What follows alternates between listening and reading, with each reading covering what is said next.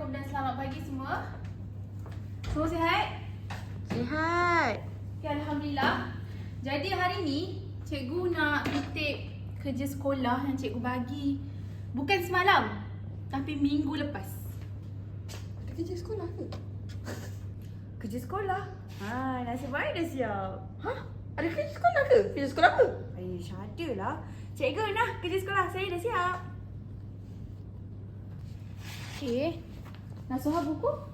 Buku? Buku apa? Kerja sekolah yang saya bagi tu. Ada ke?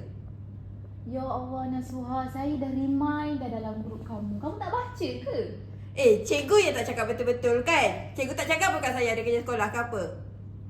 Ni ke kawan kamu ni, saya bagi dah 1 minggu sebelum untuk hantar dekat saya kerja sekolah. Kenapa kawan kamu boleh buat, kamu tak boleh buat Nasuhah? Sebab cikgu ajar, saya tak faham langsung. Apa yang cikgu ajar tu, sia-sia saya tak dengar apa yang cikgu ajar.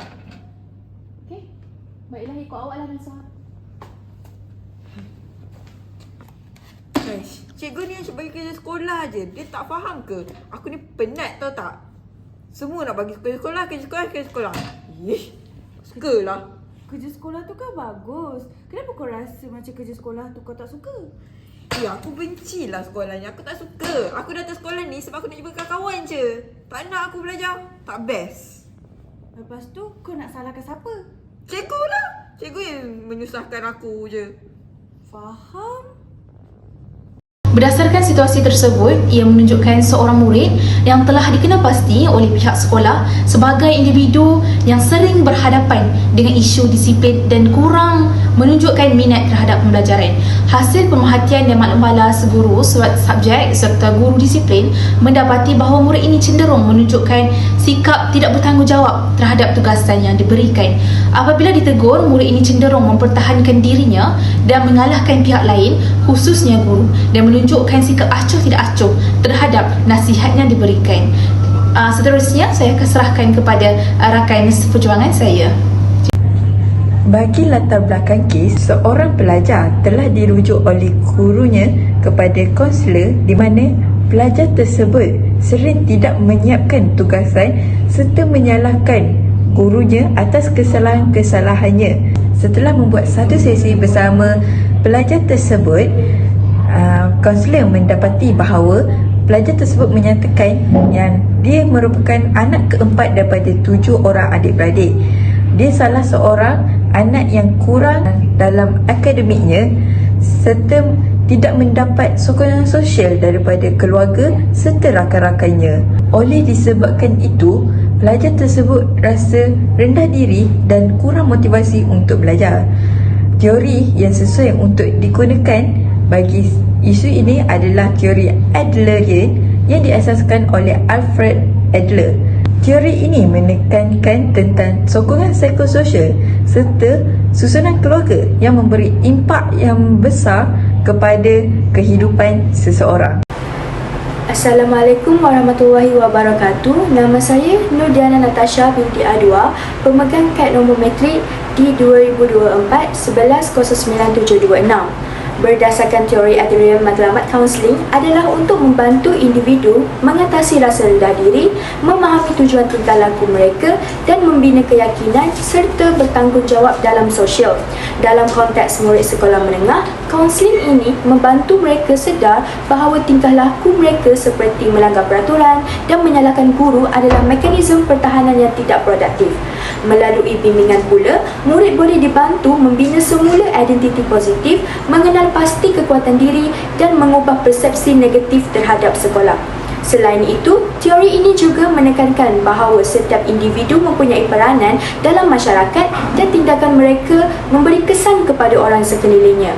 Kesimpulannya, pendekatan Adlerian membantu murid berubah ke arah yang lebih positif secara menyeluruh dari segi emosi, sosial dan akademik. Terima kasih. Jadi, bagaimana teori Adler ini dapat diaplikasikan dalam situasi klien kita? Jadi, teori Adler menekankan kepada tingkah laku manusia di mana manusia perlu ada tujuan. Setiap individu terdorong untuk mengatasi perasaan rendah diri bagi mencapai kelebihan dalam kehidupan. Oleh ini, masalah tingkah laku adalah percubaan individu untuk menangani perasaan rendah diri dan mencapai kelebihan dalam cara yang tidak membina. Adler percaya bahawa setiap individu membentuk gaya hidup tersendiri yang berdasarkan persepsi dan pengalaman awal mereka. Pada kes yang diberlakonkan, murid berkemungkinan mengalami perasaan rendah diri apabila tidak mampu mencapai prestasi akademik yang memuaskan atau mungkin disebabkan dirinya tidak menerima penghargaan daripada guru atau keluarga. Dengan ini, dirinya bertindak melanggar peraturan sekolah dan menyalahkan gurunya sebagai mekanisme pertahankan diri. Di dalam terapi Adler, penting untuk seorang kaunselor membantu klien mengenal pasti gaya hidup mereka agar klien dapat memahami corak tingkah laku dan kepercayaan yang menghalang perkembangan dirinya. Oleh itu, murid juga menunjukkan kekurangan perasaan kebersamaan di mana dirinya tidak berasa terhubung dengan komuniti sekolah dan lebih cenderung untuk mencari keseronokan di luar bilik darjah. Menurut Adler, seorang yang tidak mempunyai perasaan kebersamaan akan menghadapi kesukaran dalam menyesuaikan diri secara sosial dan mudah menunjukkan tingkah laku yang bermasalah.